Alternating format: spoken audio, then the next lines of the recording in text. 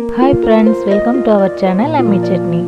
இன்னைக்கு Wednesday வெரைட்டில நம்ம பார்க்க போறது நவராத்திரி ஸ்பெஷல் ஸ்வீட் அவல் ஸ்வீட் பொங்கல். அவல் யூஸ் பண்ணி செய்யற இந்த சக்கரை பொங்கல் வாயில போட்டோனே கரைஞ்சிடும். அவ்வளோ டேஸ்டா சூப்பரா இருக்கும். இந்த நவராத்திரிக்கு புதுசா ஏதாவது ஸ்வீட் செய்யணும்னு நினைச்சீங்கன்னா இந்த அவல் சக்கரை பொங்கலை ட்ரை பண்ணி பாருங்க. கண்டிப்பா உங்களுக்குலாம் பிடிச்சதா இருக்கும். அதோட இந்த நவராத்திரிக்கு உங்களில் யாரெல்லாம் வீட்டில் கொலு வச்சுருக்கீங்கன்றதையும் மறக்காமல் கீழே கமெண்ட் பண்ணுங்கள். இப்போது இந்த ஸ்வீட்டான அவல் சர்க்கரை பொங்கல் எப்படி செய்கிறதுன்னு பார்க்கலாம் வாங்க. இதுக்கு ஒரு கப் அளவுக்கு கொஞ்சம் லைட் கலராக இருக்கும் இல்லையா, அந்த ரெட் அவல் எடுத்துருக்கோம். இதுக்கு பதிலாக நீங்கள் ஒயிட் அவல் கூட யூஸ் பண்ணிக்கலாம். அதே கப்பாலேயே ஒரு கப் அளவுக்கு வெல்லம் எடுத்துருக்கோம். 2 ஸ்பூன் அளவுக்கு பாசிப்பருப்பு எடுத்துருக்கோம். நம்ம எடுத்து வச்சுருந்த ஒரு கப் அவலையும் மிக்ஸி ஜாரில் சேர்த்து பவுடர் பண்ணிக்கலாம். அவலை இது மாதிரி பவுடர் பண்ணி செஞ்சோம் அப்படின்னா நல்லா வழுவழுப்பாக டேஸ்ட்டாக நல்லாயிருக்கும். அது மட்டும் இல்லை, செய்கிறதும் ஈஸியாக இருக்கும். பவுடர் பண்ண அவலை குக்கரில் சேர்த்துருக்கோம். இது கூட நம்ம எடுத்து வச்சுருந்த பாசிப்பருப்பையும் வாஷ் பண்ணிவிட்டு சேர்த்துக்கலாம். இதில் 3 கப் அளவுக்கு தண்ணி சேர்த்துக்கலாம். இந்த அவல் பொங்கலை நம்ம குக்கரில் வேக வச்சு செய்ய போகிறதுனால 10 நிமிஷத்தில் ஈஸியாக செஞ்சிடலாம். இப்போது இதில் டேஸ்ட்டுக்காக கொஞ்சமாக உப்பு சேர்த்துக்கலாம்.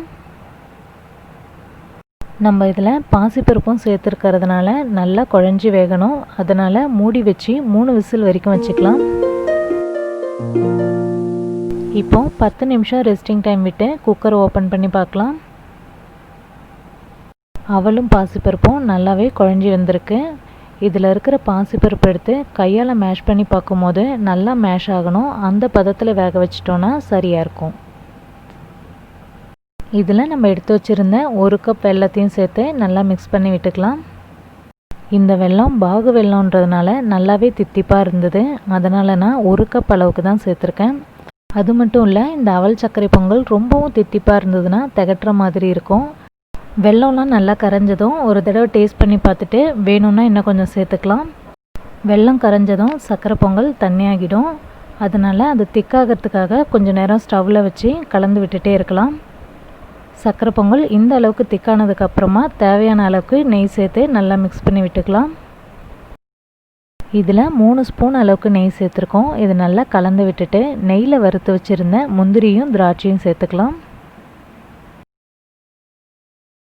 இதில் வாசனைக்காக 2 ஏலக்காயை 2 ஸ்பூன் சர்க்கரையோடு சேர்த்து பவுடர் பண்ணி வச்சுருந்தோம். அது 1/2 ஸ்பூன் சேர்த்துருக்கோம். நீங்கள் வெறும் ஏலக்காய் பவுடர் சேர்க்குறதா இருந்தால் கொஞ்சமாக சேர்த்துக்கோங்க. அவல் சர்க்கரை பொங்கல் இன்னும் கொஞ்சம் திக்காகிற வரைக்கும் ஃப்ளேமை சிம்மில் வச்சுட்டு நல்லா கலந்து விட்டுடலாம். இப்போது சர்க்கரை பொங்கல் கரெக்டான பதத்தில் வந்துடுச்சு. இந்த ஸ்டேஜ் வந்ததும் ஸ்டவ் ஆஃப் பண்ணிடலாம். அவல் சர்க்கரை பொங்கல் சூடாக இருக்கிறதுனால கொஞ்சம் லூஸாக இருக்குது. இது ஸ்டவ்லேருந்து இறக்குன கொஞ்ச நேரத்துலேயே திக்காகிடும். இப்போது ஆறுனதுக்கப்புறம் பார்த்திங்கன்னா கரெக்டான பதத்தில் சுவையான அவல் சர்க்கரை பொங்கல் ரெடி ஆகிடுச்சு. இன்றைக்கி வெனஸ்டே வெரைட்டியில் நம்ம பார்த்த இந்த டிஃப்ரெண்ட்டான டேஸ்டான அவல் சர்க்கரை பொங்கலை நீங்களும் இந்த நவராத்திரிக்கு செஞ்சு ஃபேமிலியோடு செலிப்ரேட் பண்ணுங்கள். இந்த வீடியோ உங்களுக்கு பிடிச்சிருந்ததுன்னா அம்மி சட்னி சேனலை சப்ஸ்கிரைப் பண்ணி எங்களை சப்போர்ட் பண்ணுங்கள். இந்த வீடியோவை லைக் பண்ணுங்கள், ஷேர் பண்ணுங்கள். தேங்க்யூ.